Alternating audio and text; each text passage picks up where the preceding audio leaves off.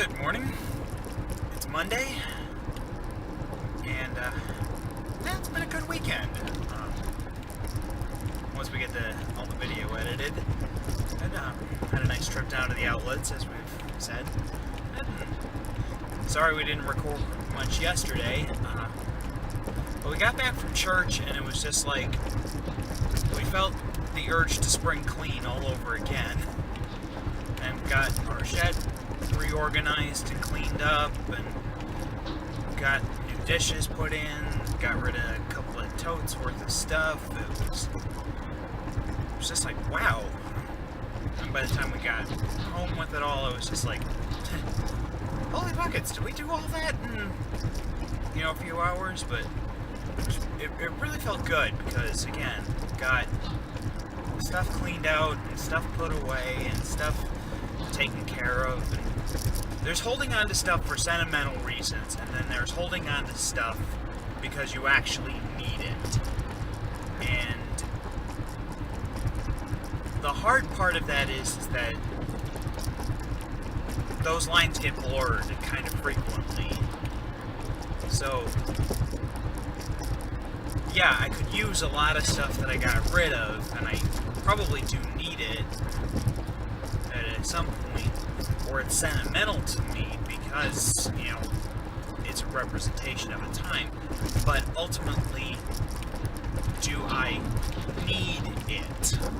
And that answer is probably not. If I don't really need it and don't really have a purpose for it, and I'm not really using it, ultimately that means I don't need it. That's kind of where we've gotten to with quite a few things. We don't really need it. Whenever we've moved, we always do what we call a pre-move purge and a post-move purge, which means we get rid of a lot of stuff before we move so that we don't take it with us. We end up getting rid of a lot more stuff after we move because we find out A, we can't store it, or we don't have space for it, B, what we thought we needed at the beginning, we find we don't need after we've moved.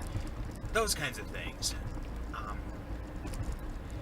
But not everything gets gone in the post-move, in either purge. So that does mean we need to do occasional cleaning out and getting rid of stuff. So anyway, hey, more to come later. Going on about 4:30 in the afternoon. Just got done with work and had to run an errand over to Stuff. Stuff Etc. is one of our consignment shops in town. Basically, you take in your stuff, gently used, but no longer needed, and they resell it, and you get a portion of the money.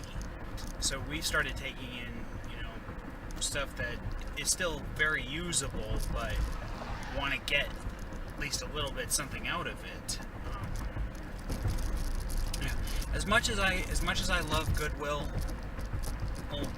and support what they do, especially because Dad worked there for so long, I also just have a big issue with the fact that you go into a store and there is very little in the way of nice things,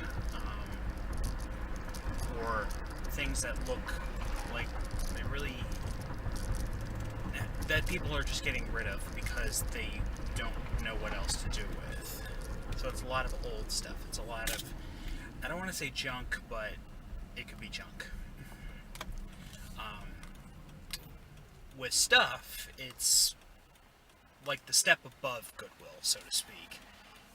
It is used, but shall we say it's gently used, and generally in a lot better shape.